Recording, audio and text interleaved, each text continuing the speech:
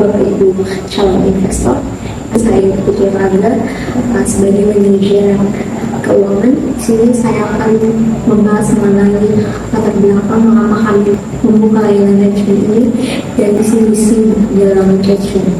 Jadi kami di sini membuka layanan ini karena kami melihat bahwa kasus bunuh diri di Indonesia dari tahun 2020 hingga tahun 2023 semakin meningkat hingga mencapai total 2.240, di mana salah satu faktor kasus bunuh diri ini adalah pengalaman depresi.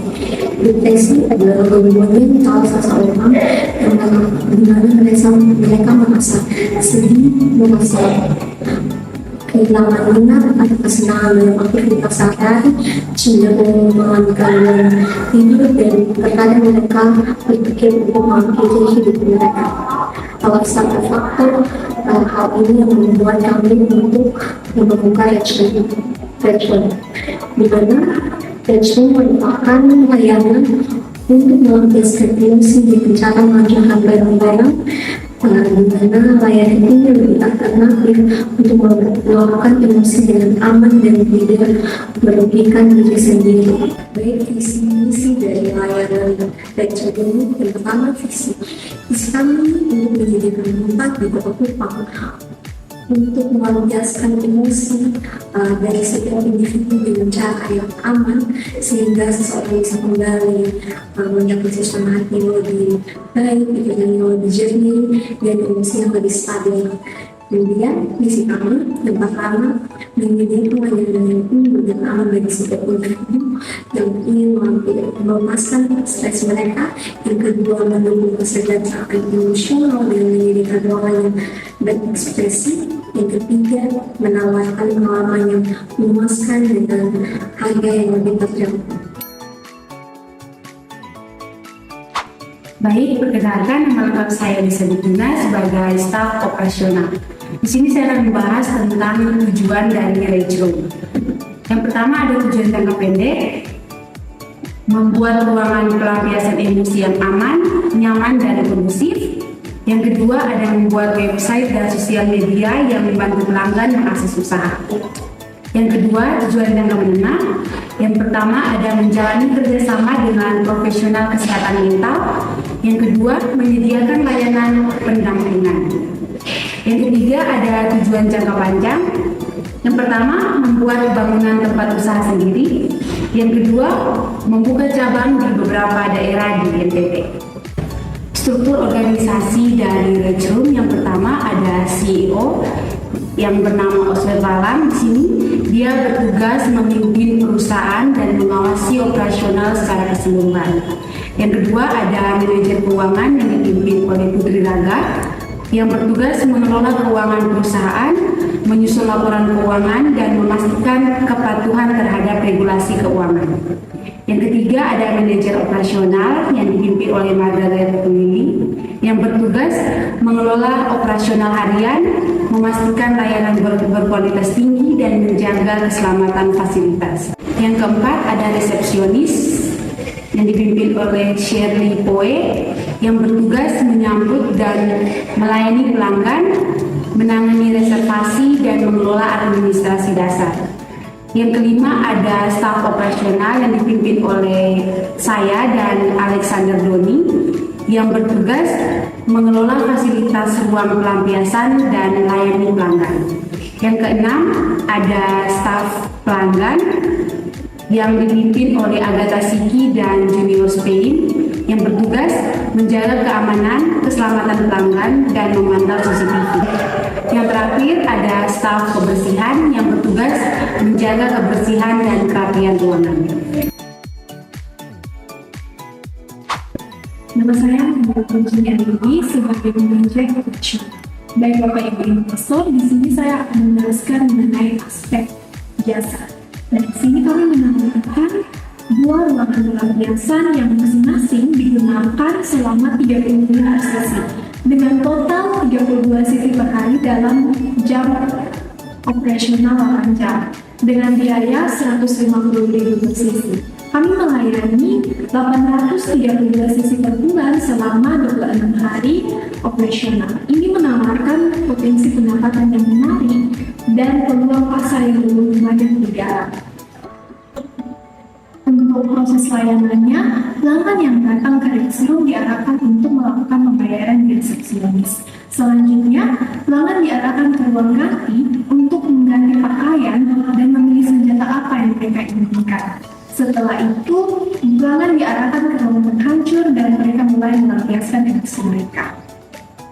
Untuk kapasitas layanannya, Bapak Ibu investor bisa lihat tabel di samping ini.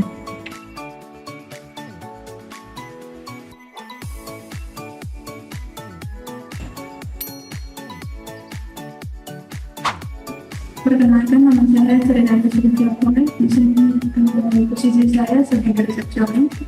Saya akan menjelaskan tentang aspek pemasaran. Dalam aspek pemasaran adalah segmentasi pasar. Rexroom ditargetkan kepada penyedia produk yang mencari cara untuk mengatasi stres dan tekanan hidup sehari-hari. Segmentasi pasar kami meliputi sektor pertama adalah segmentasi dengan di sini usia 15 sampai 50 tahun. Kelompok usia ini cenderung terlebih banyak tekanan dari pekerjaan lebih atau kehidupan pribadi. Artinya ada keduanya diarahkan kepada arti dan permintaan. Keduanya dapat mengalami stres meskipun sama hasilnya itu berbeda. Yang kedua adalah segmentasi geografis. Kami berfokus pada kawasan perkotaan dan sekitarannya di mana tingkat stres cenderung lebih tinggi karena tekanan kerja dan kehidupan kota yang cepat. Yang ketiga adalah segmentasi psikografis. Kami mengejar klien dengan tingkat stres yang tinggi serta klien yang menyukai hal-hal baru. Selanjutnya adalah segmentasi perilaku. Kami menargetkan klien yang memiliki emosi yang tidak stabil dan memiliki kondisi ekonomi yang kurang stabil sehingga mereka menyalurkan emosi dalam cara yang aman dan tertentu. Selanjutnya adalah target pasar. Di sini target pasar kami itu adalah dari pekerja kantoran dari usia 25 sampai 45 tahun, penghasilan menengah ke atas. Yang kedua ada pelajar atau mahasiswa usia 15 sampai 24 tahun, penghasilan bervariasi maupun masih bergantung kepada orang tua. Dan yang terakhir individu dengan minat khusus usianya 18 sampai 50 tahun, penghasilannya bervariasi. Selanjutnya ada positioning. Rexroom berpotensi tinggi pada daerah perkotaan dengan populasi yang besar dan tingkat stres yang tinggi serta individu dengan lingkungan kerja yang intens dan penuh tekanan. Diperkirakan dapat menguasai 100% market share di kota Kupang dalam tahun pertama nasional.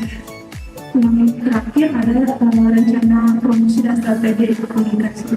Di sini kami berencana berkolaborasi dengan influencer yang ada di Kota Kupang seperti Jenggara, Marisa Dila, dan lain sebagainya dengan cara mempromosikan Rexroom melalui media sosial. Yang kedua, kami juga menyewa billboard untuk memasang iklan dan juga memberikan brosur. Yang ketiga adalah mengadakan acara promosi seperti event di tempat umum seperti di Plaza, Capital Cafe, Microphone, CFD dan lain sebagainya. Dan yang terakhir, kami juga mengadakan sosialisasi pada beberapa kampus di Kota Kupang. Baik Bapak Ibu calon investor, saat ini kita masuk dalam pembahasan mengenai aspek finansial dan keuangan pada Rexroom. Bersama saya, Oscar Konsus Lalang, sebagai ekonom. Oke, langsung saja. Di sini sumber uang dari usaha Rexroom ini adalah dari pertama dari saya selaku owner sebesar 70 juta rupiah, dan juga kami meminta dukungan modal dari Bapak Ibu calon investor sebesar 50 juta rupiah. Dari total modal 100 juta rupiah, maka akan dibuat rincian biaya seperti berikut.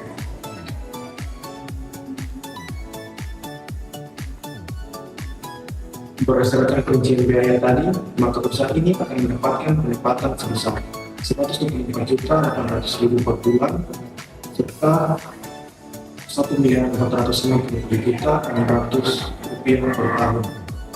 Untuk pengeluaran sebesar Rp84.150.000 per bulan dan Rp1.9.680.000 per tahun.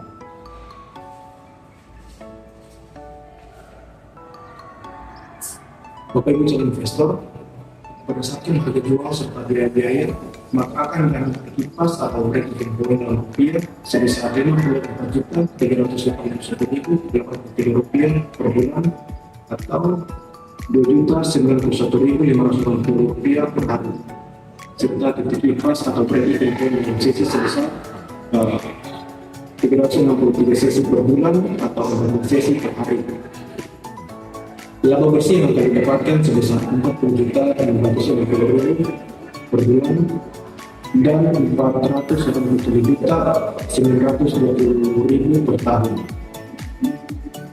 Dari laba bersih tadi maka akan diambil 20%-nya untuk tabungan dan sisanya dibagikan kepada owner 70% dan kepada investor 30%.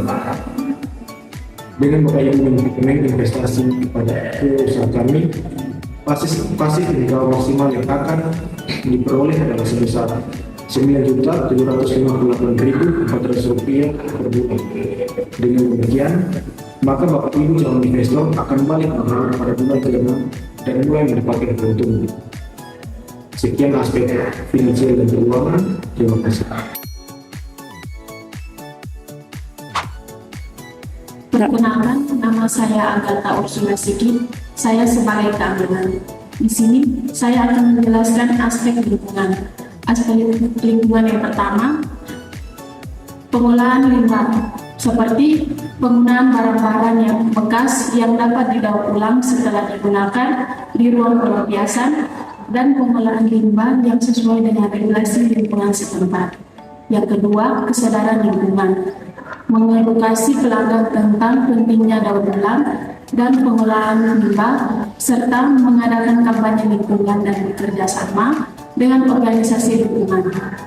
Yang terakhir, kontribusi sosial, memberikan dukungan kepada komunitas lokal melalui program CSR, dan menyediakan sesi gratis atau diskon untuk kelompok masyarakat yang kurang mampu atau yang membutuhkan dukungan mental. Jadi, usaha Reds Room menawarkan solusi inovatif untuk manajemen stres dan pelepasan emosi negatif dalam lingkungan yang aman dan terkendali. Dengan memanfaatkan konsep yang unik ini, Reds Room dapat menarik berbagai kalangan mulai dari individu yang mencari hiburan alternatif hingga para karyawan maupun para pelajar atau mahasiswa yang memiliki tingkat stres yang tinggi. Dengan peluang diversifikasi layanan seperti meluangkan amarah, dan potensi ekspansi geografi, Reds Room dapat menjadi bisnis yang berkelanjutan dan menguntungkan, memberi manfaat sosial dan kesehatan bagi masyarakat.